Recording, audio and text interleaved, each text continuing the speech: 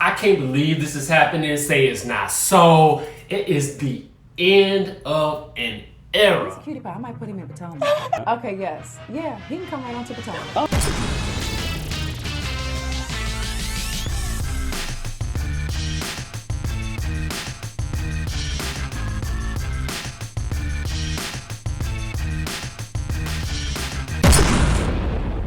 What's up, y'all? It's your boy Richie Scott, and we are back with another video. I want to thank you guys so much for tuning into the channel, and if you haven't already done so, please hit the subscribe button down below.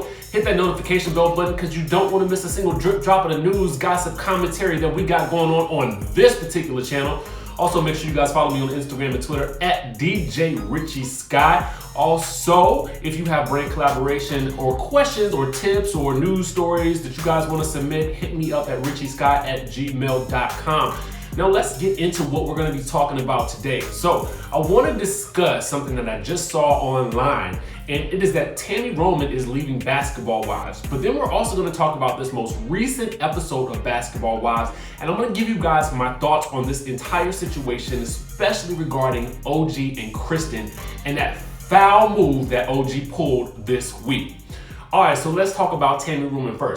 What can we expect from maybe Basketball Wives? Will you be on another season of that? This is the final season for me, season 8. But I'm sure they'll get another season, and you'll be able to see all the links. I'm not watching if you ain't on. Tami, stop playing. Well, I think it's just I've been doing it since 2010, and so it's just run its course for me in particular.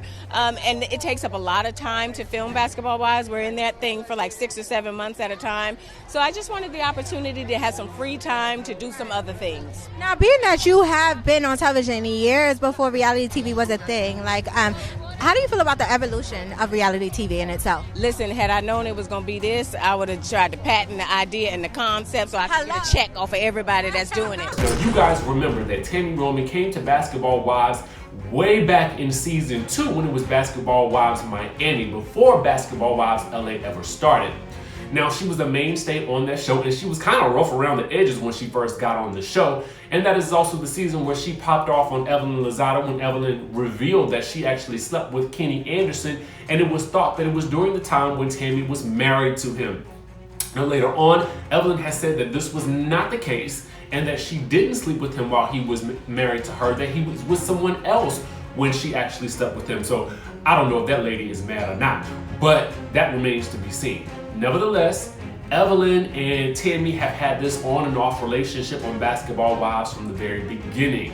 Now, when Basketball Wives LA came and Drea left the show, Tami Roman came in and sort of filled that void of that sort of like star power.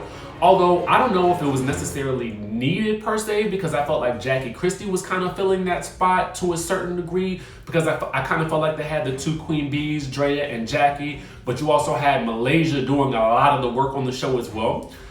So Tami Roman, she came to Basketball Wives LA at the request of Shawnee, and then Shawnee actually joined the franchise as well. And they have ushered in a new era where it was Basketball Wives LA meets Miami, and now it's just Basketball Wives again all together.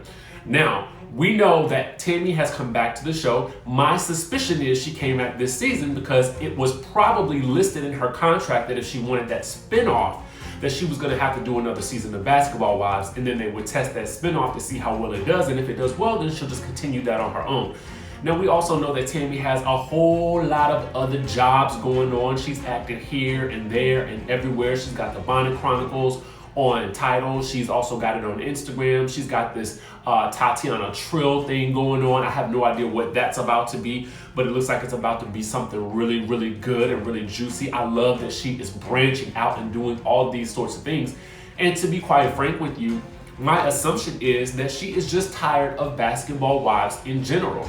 Because here's the thing, unlike Housewives, Basketball Wives is a show that's a little bit more, I would say, antagonistic. You really don't know what's gonna pop off, and it looks kind of like at times, Basketball Wives, they kind of like throw them blows a little bit. You know what I'm saying? And I say blows, not elbows, but blows, because they actually do make contact a lot of the times when there's been some sort of altercation. And Tami has been in the center of a lot of altercations since she's been on the show, ranging from everybody from I forgot that girl she mushed in the face back in the day. But also Evelyn, mostly Evelyn, Jackie at one point in time, Brandy, Duffy. So she's kind of been at it with everybody since she's been on the show, and lately Jennifer. And after Tami left the reunion last year, all of a sudden, I really didn't expect for her to come back, nor did I expect for Jen to come back. But listen, if you gotta fulfill the needs of those contracts, you gotta do what you gotta do. So you understand what I'm saying? You gotta get that coin. So it's no surprise to me that she's leaving after this season. I kind of expected it because honestly, she's barely in the show at all. However, this past week, it was actually really good, and I enjoy seeing her growth, even if I don't see her as much with the other ladies, and if I don't see her doing anything really dramatic. You understand what I'm saying?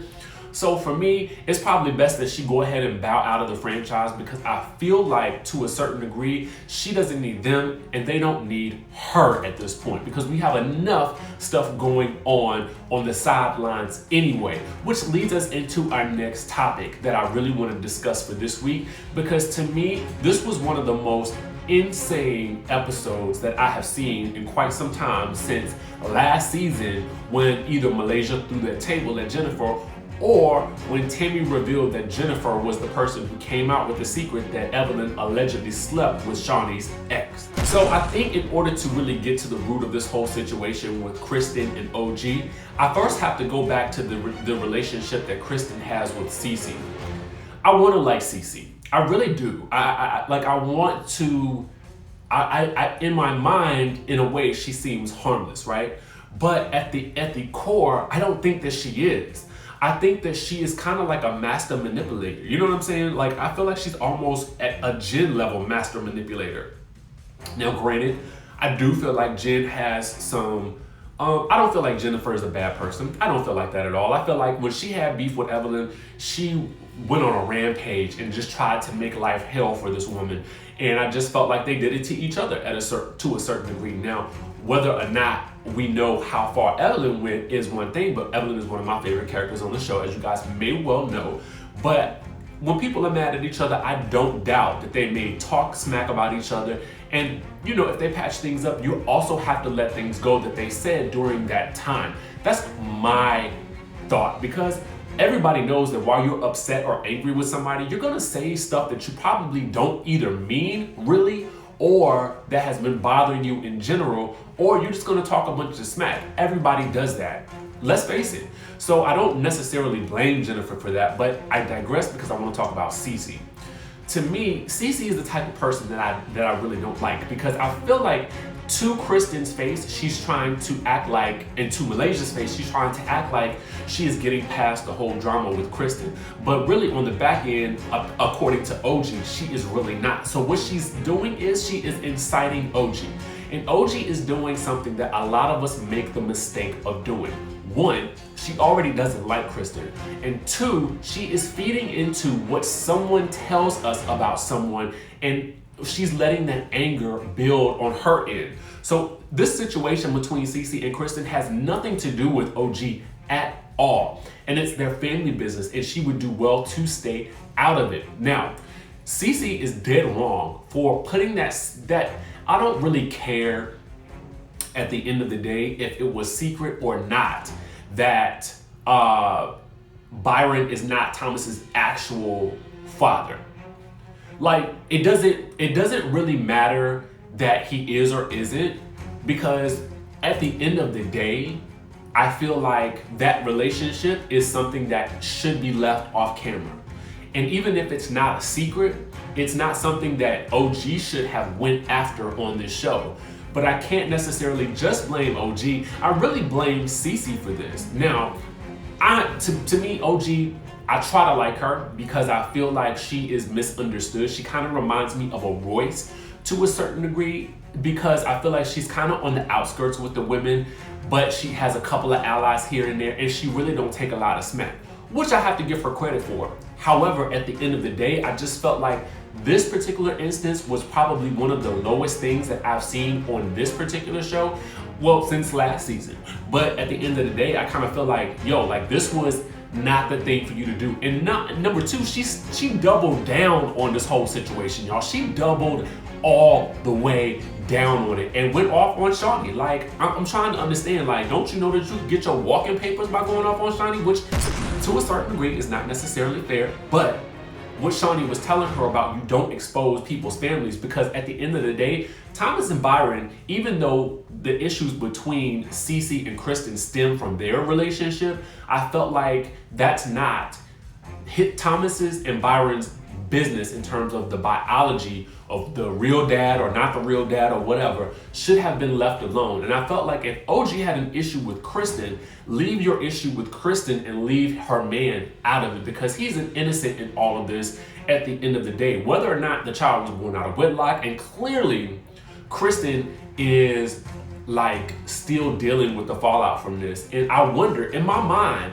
did she face any backlash for this? And did CeCe get any backlash for this? Because while Byron in the preview is saying that it's well known, and CeCe is also saying that it's well known, clearly the way that it was told to OG was with malicious intent, and then OG used it with malicious intent, which I have zero respect for. But I want to know what you guys think about this. Are you guys excited that Tami is leaving Basketball Wives? Do you think that she deserves her own franchise, her own show? I personally haven't seen the show in general. I want to watch it, but I only have the capacity to watch a certain amount of reality shows, and it's really the ones that I want to talk about. But if you guys are suggesting that I watch it, then I definitely will. Also, tell me whose team you're on. Are you guys team Kristen, or you team CeCe and OG? You know what I'm saying? Because I want to look at this from an objective perspective, but it's very hard to do that because I just felt like this was so low. And do you guys think that that was a low blow? Because OG and CeCe are saying that it's well known, so why is she upset about it? But clearly this wasn't necessarily something that everybody wanted out there, so I don't necessarily know how to feel about it. And to be quite honest with you, I'm really surprised that Malaysia didn't whoop up on OG. Like, I'm really surprised that she didn't do that. But I think it was probably in her best interest at that point in time to control and try to comfort Kristen. But anyway, y'all let me know what y'all think in the comments about all this. Of course, we want to talk about it. Make sure you guys subscribe to the channel, hit the notification bell button, and also follow me on Instagram and Twitter at DJ Richie Scott. And guess what? I will see you in the next video.